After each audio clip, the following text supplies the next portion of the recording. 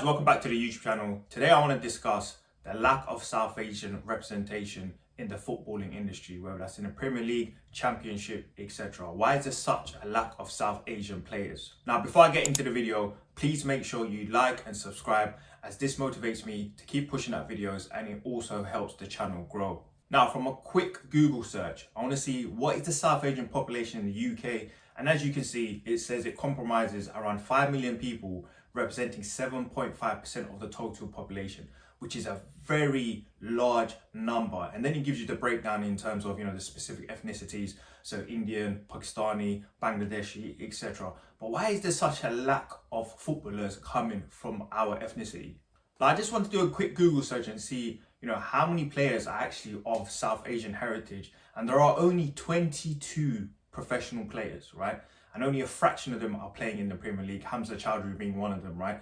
But look at the numbers. Look at the numbers of how many Asians there are in the UK. There's 5 million and we've only managed to produce 22 professional players. I wonder why that is. Now, Sky made a documentary about this, and the first thing that I've seen is that this video only has 9.1k views. So clearly there seems to be a lack of interest either from our community or from the wider communities regarding the South Asian footballers. But yeah, let's go into the video and let's dive into it. Numbers reflected in our country's footballers.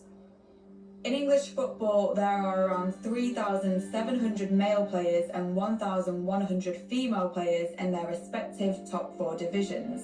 Only 0.6% of them have South Asian heritage. Yeah, and that's a shocking statistics. 0.6. We're not even making up 1%. What is going on? But as I mentioned, look, they've got some players here that are showing Hamza Chowdhury, etc.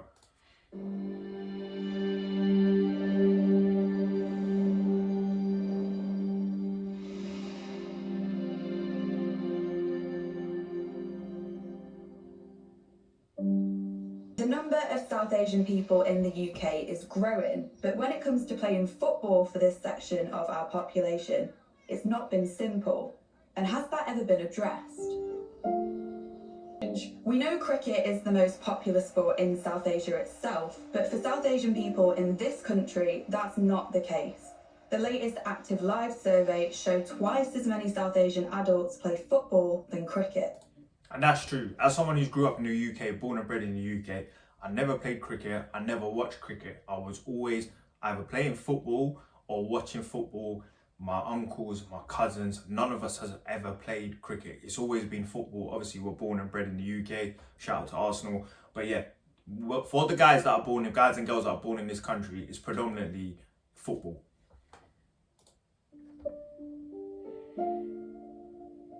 I think if you were to do a poll, even previous generations, even if you arrived from India or Pakistan or Bangladesh or Sri Lanka a few years ago, you fairly quickly get the football bug. And those of us that are born here, football is far more interesting to us than cricket will ever be. Why is that so believed and widespread when it's so false? What people do is sort of take on board what they see on TV, which is we're absent there. But when the cricket is shown, we're very present. The most powerful cricketing country in the world is India because of the IPL. But when you look at international football, we're nowhere. And so I think people are reflecting what they see and then internalizing it, and that becomes their perspective on the world. I think also you need to talk about the lack of love for the game in the actual home country. So India, Bangladesh, Pakistan, Sri Lanka, it's always geared towards cricket. That's why at grassroots level, it's not being played over there and they're not producing players to that level. Also, you got to talk about the finances and the economy of those countries. People need to go out there and work. They don't have time to kind of build up that capability over there, to be honest. Just a quick break from the video. Just wanted to introduce you to a company called Sovereign Lending. Are you a business? Do you need funding to expand your operations? You want to open another location? Or do you need to upgrade your equipment? Or do you just need some financial help? These guys do business funding. They help companies secure unsecured loans. So guys, reach out to them. I'll put all the details in the description box below, and you can also see it on the video as well. Now back to the video. my PhD, I remember going around inner city Bradford and predominantly British South Asian areas, predominantly British Pakistani areas, and just walking to this field to kind of spend some time with some of the local clubs, and there's footballs flying in every single direction. There's not a cricket ball or bat in sight. Many people will tell you the same thing, that football is massive. This is a comment made at the start of the year from a pre-academy scout at Crystal Palace on LinkedIn, saying Asian families put all their efforts into education, plus they're more aligned to the game of cricket. Don't think it's pushed in their families or in their culture. Boys following this sport are far and few in this industry. And that is a fact. One thing that in our South Asian community, not saying it's a bad thing, it's a good thing, parents pushing their kids to go and excel in academics, whether that's maths, science. You know, the typical dream of an immigrant parent is for their child to become a doctor, lawyer, or engineer.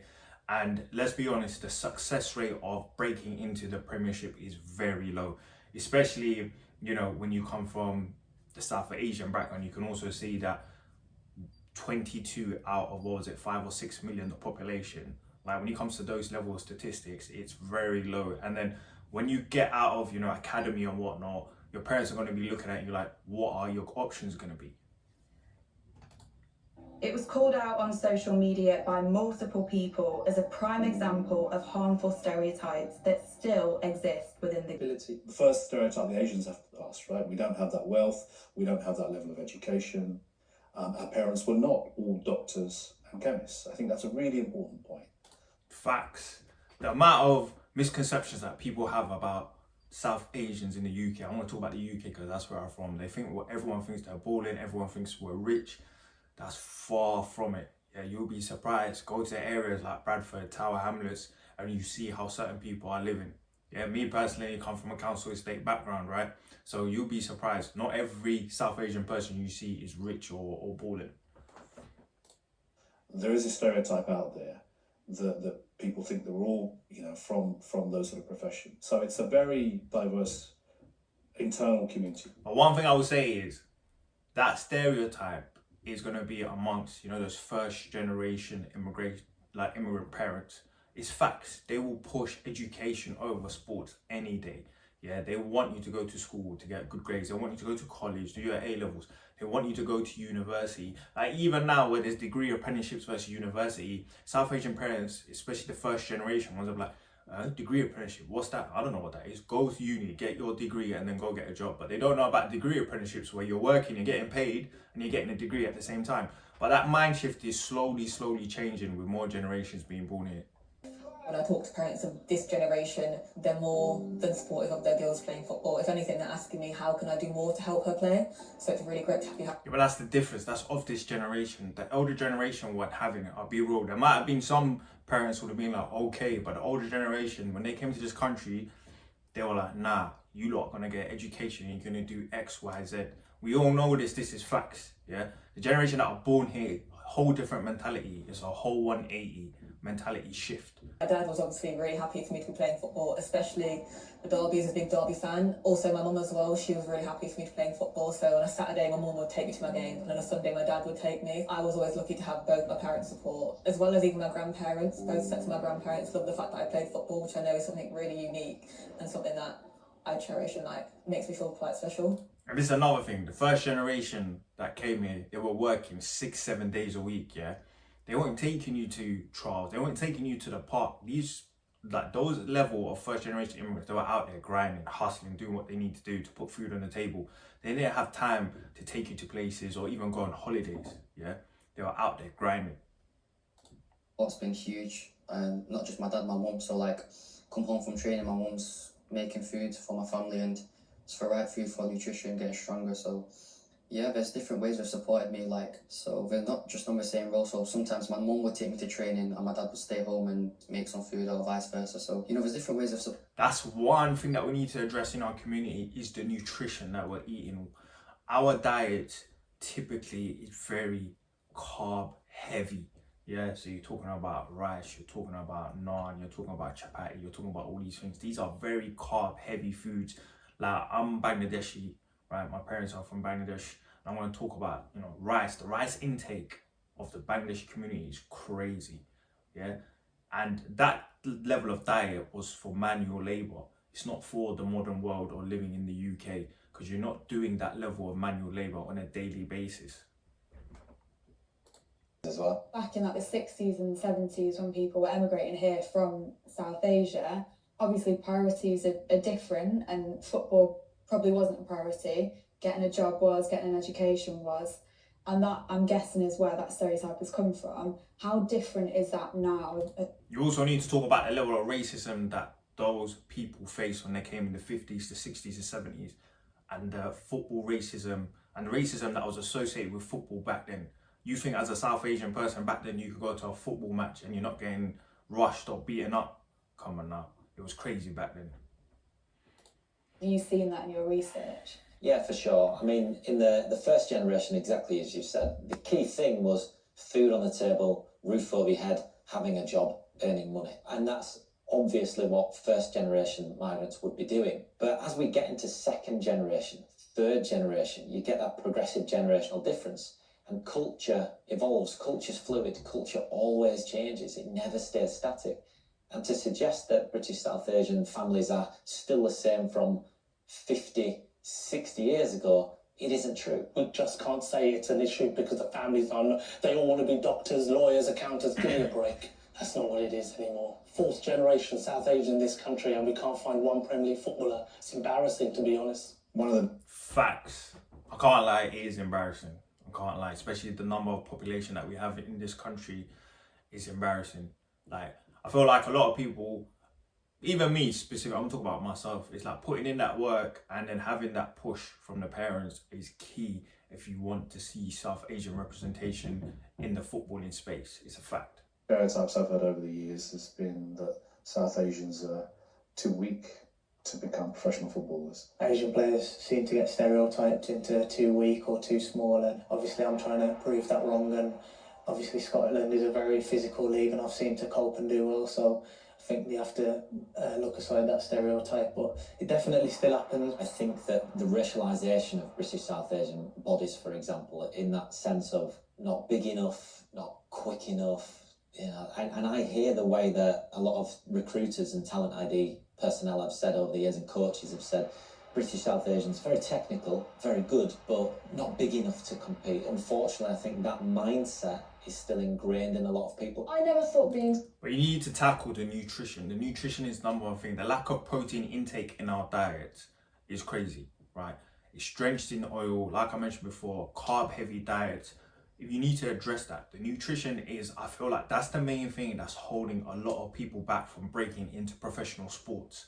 Right? Like you said, technically, I know South Asian players that are ballers. Technically, they're on it, but the nutrition, the fitness levels is what's lacking. We know that there is a lot of unconscious bias within football. Asian players are always told they are skinny and they're not big enough for football. Can we say that's fully gone? When I go into a club and I talk about South Asian players, I would tell coaches about being patient with the players. And Leif goals at Brighton. Leif was 12, he was skinny, dwindly. Get to 16, he's built out. But I think the game has changed, Mary, if I'm honest. Players at all sorts of sizes now. I do feel all we need is more visibility. Players need opportunities. So when a coach looks at an Asian player, what's he really seeing? He doesn't know. What's he going to be like? Maybe he doesn't know. I think now as well, clubs are more accountable. So the Premier League, the PJ do audits. So when a player is released from a club or doesn't get a professional contract, that shouldn't be a surprise because... That's facts. Like, I know someone who was a good baller, nearly played for Fulham, let go, no reason, no nothing. It was just, yeah, it's time to cut. That's it. See you later type situation. In changing all those things. 90% of those have been busted around black players, right, and have been hugely successful. Not all of them, though. Not all of them. Not quite all of them. Yeah. But that should give us cause for optimism, because all these are more stereotypes and biases about a different community. Well, if we bust those myths over the last 40 years for black players, that's the optimist saying we can bust these myths. Facts. And you know what it is? Just by judging by the view count on this video, we're not taking this issue seriously enough, because there's so many gifted young boys, girls out there who can make it, but it's a lack of exposure, it's a lack of knowledge, a lack of push to the media and also in our own community. I think for me, the key things that need to change is number one, the exposure that these players have to make it into the big leagues. Number two, the nutrition of our diet needs to change. Again, I'm focused on the Bangladeshi diet. Heavy carb intake, rice, lack of protein intake. You need that protein to build muscle, straight. Think about our physique. A lot of people in our community are skinny fat. Why? Because of heavy carb intakes, right? So we need to cut out and make sure our nutrition is on point. And number three, it's gonna have to be parents focusing on that, kind of taking away from cool. And this has changed, I'll be honest with you, it's already in motion. A lot of the generation that are born here, they realize it's not all just about education. There's different ways of making money and making serious money as well. So guys, let me know what you thought about the video. Put your thoughts and comments in the comment section below. Also, note down what else you want me to react to, and I'll catch you in the next one. Please make sure you like and subscribe, as it motivates me to do more videos and it helps the page out as well.